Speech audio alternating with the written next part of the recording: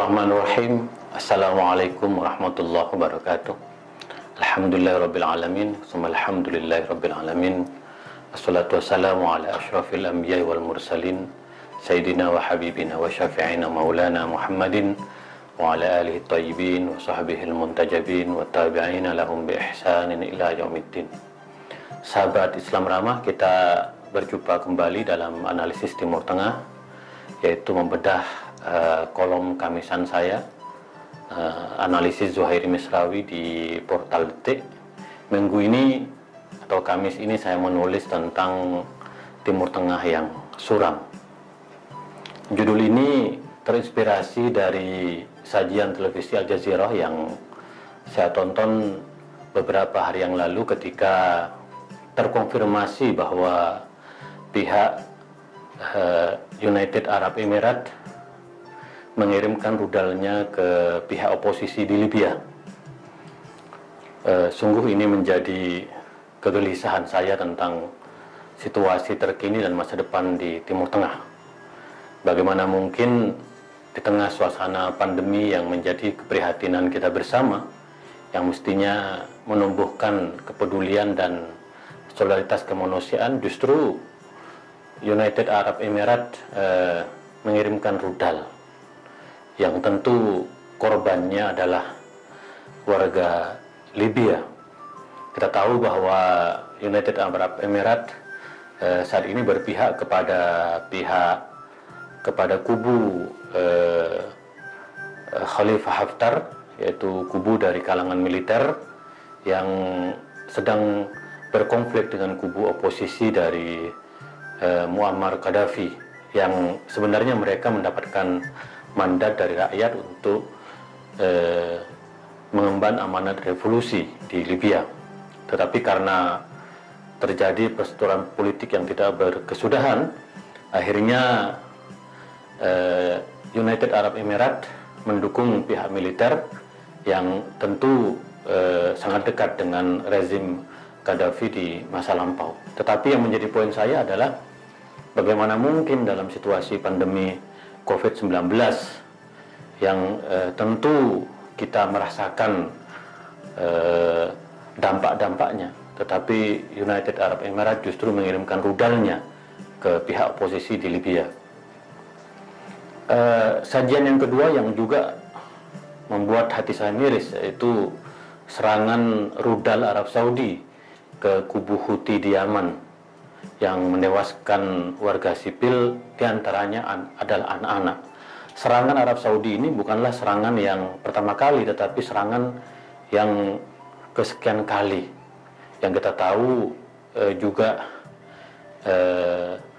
korbannya ratusan ribu, jutaan warga Yaman dalam kelaparan, dan kita tahu bahwa senjata yang digunakan oleh baik United Arab Emirates maupun Arab Saudi adalah senjata yang dibeli dari Amerika Serikat. Nah, sekali lagi ini menggugah kesadaran hati nurani saya. Apakah negara-negara yang kita tahu dipimpin oleh orang-orang Muslim seperti Arab Saudi dan United Arab Emirates ini betul-betul menggunakan hati nurani dan akal sehatnya? Bagaimana mungkin mereka mengirimkan rudal-rudal yang dapat membunuh warga-warga sipil? Bukankah kita tahu bahwa dalam Islam kita diajarkan untuk terus memupuk kedermawanan, membantu mereka yang lemah, mereka yang tertindas. Kita tahu bahwa Libya dan Yaman adalah dua negara yang terus berkonflik. Dalam situasi sebelum pandemi saja mereka kondisinya sangat memprihatinkan, apalagi dalam suasana pandemi. Maka dari itu saya melihat bahwa wajah Timur Tengah sangat suram, karena pihak-pihak yang semestinya mempunyai sumber daya ekonomi, sumber daya senjata, harus menahan diri, mencari solusi jalan tengah, solusi musyawarah, solusi rekonsiliasi, sehingga semua dapat mengambil hikmah dari pandemi ini. di balik pandemi ini sungguhnya harus lahir rasa kepedulian, rasa solidaritas kemanusiaan, rasa gotong royong dan kerjasama. Tetapi alih-alih membangun kerjasama dan rekonsiliasi, justru dua negara yang selama ini menjadi kaki tangan Amerika, yaitu United Arab Emirates dan Arab Saudi, justru telah memberikan contoh yang brutal, yang sadis dan sangat tidak baik bagi masa depan Timur Tengah. Maka dari itu, ini harus menjadi perhatian kita semua. Kita tahu bahwa beberapa negara yang lain seperti tadi Yaman, Libya, Syria adalah 3 negara yang saat ini sedang terlibat konflik. Tetapi kita juga sangat menyayangkan karena negara-negara seperti Arab Saudi, United Arab Emirates, Kuwait, Bahrain dan Qatar juga bukan tidak menghadapi masalah yang serius. Kita tahu bahwa data terakhir yang dirilis oleh IMF yaitu bahwa utang negara-negara Arab akan naik sekitar 15%, yaitu mencapai 1,46 triliun dolar Amerika Serikat. Jumlah sangat besar. Bahwa sangat aneh mereka membelanjakan senjata dari hasil hutang untuk membunuh saudara-saudaranya sendiri di Timur Tengah. Data yang kedua menyebutkan bahwa dari anjloknya harga minyak internasional akibat perang harga dengan Rusia, kerugian yang terjadi bagi negara-negara kaya minyak yaitu sekitar 323 miliar dolar Amerika. Angka sangat besar.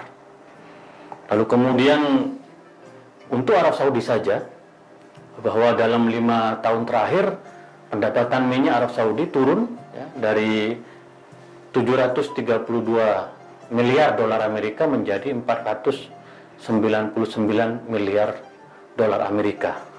Bahkan kita tahu hutang luar negeri Arab Saudi yang dulunya hanya 12 miliar sekarang mencapai 183 miliar dolar Amerika. Kita tahu bahwa negara sebenarnya yang paling terdampak dari pandemi ini adalah Arab Saudi.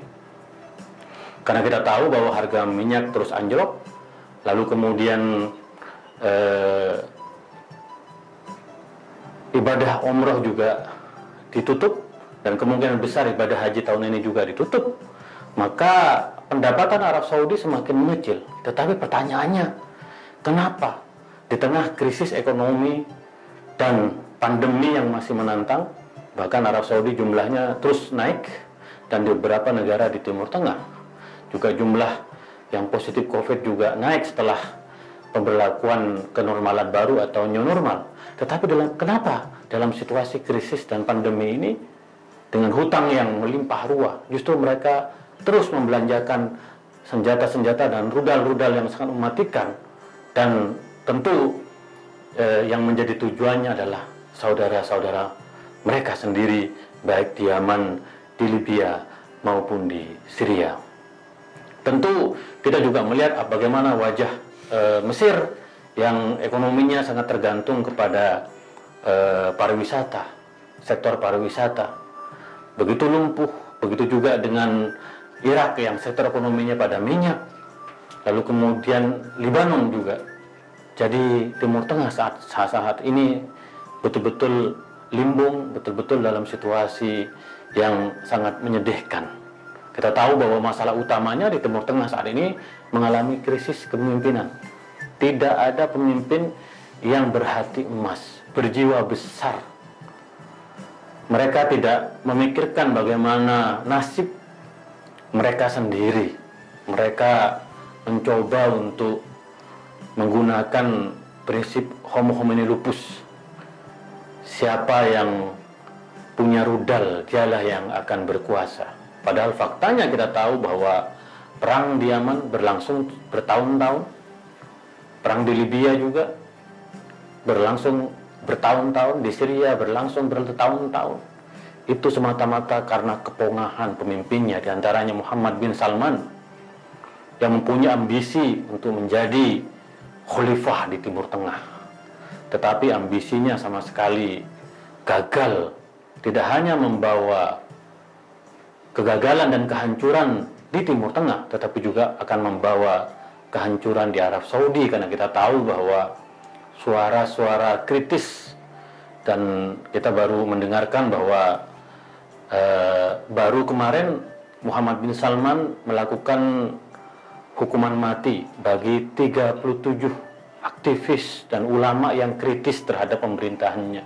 Itu artinya bahwa kebijakan-kebijakan yang berbau darah dengan membunuh saudara-saudaranya di Yaman, begitu juga dengan kebijakan United Arab Emirates dengan mengirimkan rudal ke Libya, itu sangat menyedihkan, sangat memalukan. Maka dari itu, menurut saya tidak mudah untuk melihat bagaimana masa depan Timur Tengah. Karena politik dengan menggunakan rudal, politik dengan menggunakan egoisme, politik dengan menggunakan otot, sama sekali tidak akan menyelesaikan masalah. Yang terjadi hanya akan dendam dan dendam. Maka dari itu, kita harus mengambil pelajaran dari apa yang terjadi di Timur Tengah. Kita beruntung, politik di negeri kita masih menggunakan akal sehat. Politik kita masih menggunakan dialektika. Politik kita masih menggunakan gagasan.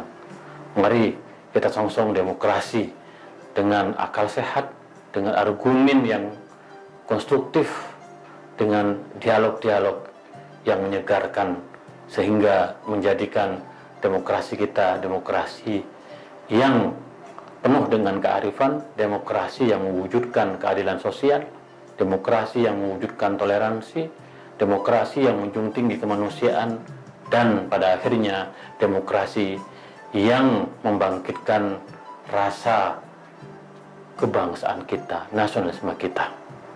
Kita perlu banyak belajar dari pengalaman Timur Tengah. Timur Tengah suram dan tidak lama lagi akan menjadi negara yang gagal. Itulah kira-kira analisis Timur Tengah dari saya pada minggu ini. Kita akan lanjutkan pada edisi Kamis depan. Selamat membaca. Kurang lebihnya mohon maaf. Wa ma taufiqi illa billah. Alaihi tawakkaltu wa ilaihi unib. Wa akhiru da'wana alhamdulillahi rabbil alamin. Wallahu muwaffiq ila aqwamit thoriq. Assalamualaikum warahmatullahi wabarakatuh.